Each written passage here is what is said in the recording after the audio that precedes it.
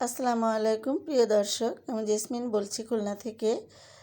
আমার আজকের recipe post কারি, ডিমের পোস্ট কারি। আমি ডিমের পোস্ট কারিটা কীভাবে করেছি সেটা শেয়ার করছি, থাকেন আমার সাথে। আমি আশা করব ভালো লাগবে। ভিডিও ভালো লাগলে একটা লাইক, কমেন্ট, শেয়ার করবেন, আমার পাশে থাকবেন। তো দেখে নিন কীভাবে আমি ডিমের পোস্ট কারিটা করছি। তো প্রথমে আমি চুলায় একটা ফ্রাই প্যান দিয়েছি। আমি দিয়ে দিলাম হাফ কাপ সাদা তেল। তেলটা গরম হয়ে গেলে 2 টুকরা দারচিনি, 2টা সাদা ফল দিয়ে দিলাম ফোড়নে। এখন দিয়ে দিব বড় সাইজের 2টা পেঁয়াজ বাটা। আমি এটাকে ব্লেন্ড করে নিয়েছি, আপনারা চাইলে পাটা বেটেও নিতে পারেন। আর এই রেসিপিতে কিন্তু পেঁয়াজটা বেটে দিতে হবে। তো পেঁয়াজ বাটাটা দিয়ে ভালো করে নেড়েচেড়ে কাঁচা গন্ধটা দূর করে নিচ্ছি।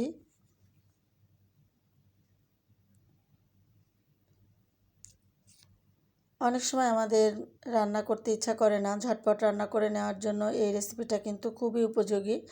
আপনার ডিম রান্না করতে গেলে ডিম সিদ্ধ করতে হবে, সেলতে হবে, ভাজতে হবে, রান্না করতে হবে। আর এটা কিন্তু একদম খুব সহজে আপনি করে নিতে পারেন, বাড়তি কোনো প্রকার ঝামেলা নাই, অথচ সুস্বাদু একটি তরকারি। একবার করে দেখবেন, আমি আশা করব ভালো লাগবে।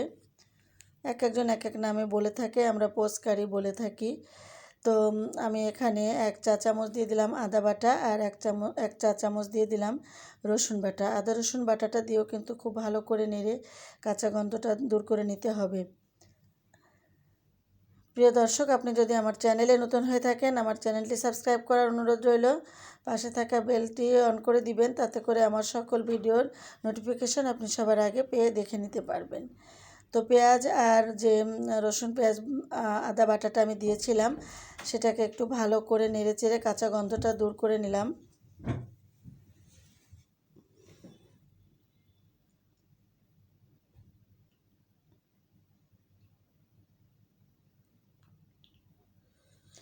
এখন আমি সামান্য একটু পানি দিয়ে দিলাম, যাতে করে মশলাটা পুড়ে না যায়। এখন এক এক করে গুঁড়া মশলাগুলো আমি অ্যাড করব। প্রথমে 1 চামচ দিয়ে দিলাম জিরা গুঁড়া, 1 চামচ দিয়ে দিলাম লাল ঝালের গুঁড়া, আর হাফ চামচ দিয়ে দিলাম হলুদ গুঁড়া। এটা কিন্তু চা চামচের মাপে আমি দিয়েছি। তো আমি আজকে 4টা ডিম করব, এই জন্য আমার মশলাটা কিন্তু এই পরিমাপের। আপনারা যদি বেশি করেন তাতে করে একটু বাড়িয়ে দিবেন মশলাগুলা, আর কম করলে একটু কম করে দিবেন। তো মশলাটা কিন্তু খুব ভালো করে কষিয়ে নিতে হবে। সামান্য একটু পানি দিয়ে দিচ্ছি, যাতে করে পুড়ে না যায় মশলাটা, যেহেতু গুঁড়া মশলা দিয়েছি। আর গুঁড়া মশলাটা কিন্তু পুড়ে যাওয়ার সম্ভাবনা থাকে। ভালো করে নেড়েচেড়ে কষিয়ে নিচ্ছি। যত ভালো করে কষাবেন তরকারি ততই সুস্বাদু হবে। এখন দিয়ে দিচ্ছি স্বাদ মতো লবণ।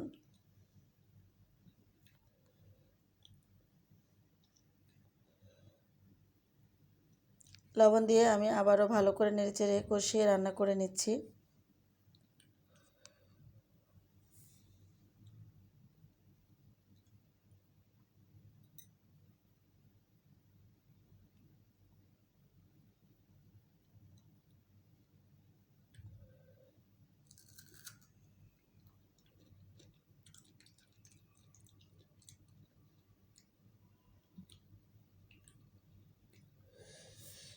তো একদম উপরে তেল তেল উঠে যাচ্ছে, এইভাবে কষাতে হবে।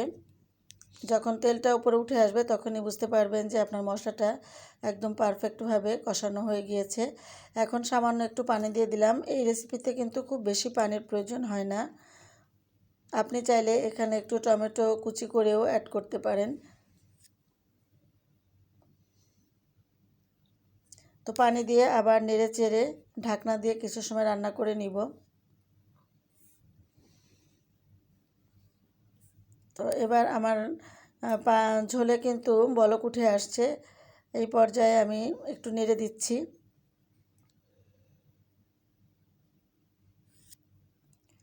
এখন এর ভিতরে আমি এক এক করে ডিমগুলো দিয়ে দিব। আর প্রতিটা ডিম কিন্তু এরকম বাটিতে করে ভেঙে দেখে তারপরে দিতে হবে। এইভাবে একটা করে দিবেন, খুব আস্তে ধীরে এই কাজটা করতে হবে, যাতে করে কুসুমটা ভেঙে না যায়। কুসুমটা ভেঙে গেলে কিন্তু দেখতে ভালো লাগবে না। আর এই সময় চুলার জালটা একদম স্লো করে দিবেন। ডিম দেওয়া হয়ে গেলে তারপরে আপনি জালটা বাড়িয়ে দিবেন। তো আমি আজকে 4টা ডিম দিয়ে করছি, আপনি আপনার পরিমাপ মতো করে নেবেন, সেই ক্ষেত্রে মশলাটা একটু বাড়িয়ে কমিয়ে দিবেন। আর ডিমের কুসুমের উপরে সামান্য একটু আমি কালো গোলমরিচের গুঁড়া দিয়ে দিলাম, হাতের কাছে গোলমরিচ না থাকলে না দিলেও চলবে।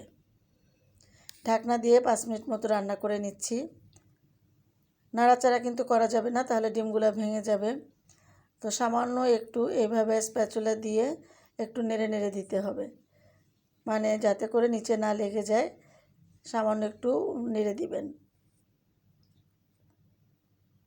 আর এই ডিমটা কিন্তু এরকম আস্তই রাখতে হবে।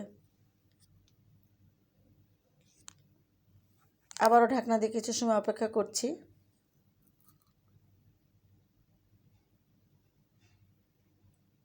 এই পর্যায়ে আমি সামান্য একটু গরম মশলার গুঁড়া দিয়ে দিলাম। আপনাদের গরম মশলার গুঁড়া যদি দিতে ইচ্ছা না করে তো দিবেন না। আর আপনারা এই পর্যায়ে কিন্তু ধনিয়া পাতা দিতে পারেন, ধনিয়া পাতাও কিন্তু খুব ভালো লাগে এই তরকারির সাথে। ঠিক হওয়ার আগে একটু ধনিয়া পাতা কুচি করে দিয়ে দিবেন। আর গরম মশলাটা দিবেন, ডিমের তরকারি যেহেতু গরম মশলাটা দিলে কিন্তু ভালো হয়। আর যদি মনে করেন যে না দিবেন না, তাহলে না দিলেও চলবে, কোনো সমস্যা নাই, স্বাদের কোনো হেরফের হবে না। তো আমার রান্নাটা কিন্তু অলরেডি হয়ে গিয়েছে। এখন আমি ঢাকনা দিয়ে আর কিছু সময় একটু রান্না করে নিব, তারপরে চুলাটা বন্ধ করে দিয়ে চলে আসবো আবার আপনাদের সামনে। তো চলে আসছি, এই যে হয়ে গিয়েছে আমার ডিমের পোচকারি। আপনাদের কাছে কেমন লাগলো রেসিপিটি আমাকে কমেন্টস করে জানাবেন। ভালো লাগলে বাসায় তৈরি করবেন, খুব ঝটপট কিন্তু এই রেসিপিটি করে নেওয়া যায়। যখন দেখবেন রান্না করতে ইচ্ছা করছে না, ভালো লাগছে না, অথবা আপনি যদি সার্ভিস হোল্ডার হয়ে থাকেন তো বাইরে থেকে আসার পরে কিন্তু ঝটপট এই রান্নাটি করে নিতে পারেন। তো রান্নাটা আমার শেষ হয়ে গিয়েছে, দেখতে কিন্তু মাশাআল্লাহ অনেক চমৎকার হয়েছে, আর স্বাদটাও কিন্তু অনেক ভালো আসে। আমি আশা করব এই ধরনের রেসিপি পেতে আমার চ্যানেলের সাথেই থাকবেন। আজ বিদায় নিচ্ছি, দেখা হবে নতুন পর্বে। সবাই ভালো থাকবেন, আল্লাহ হাফেজ।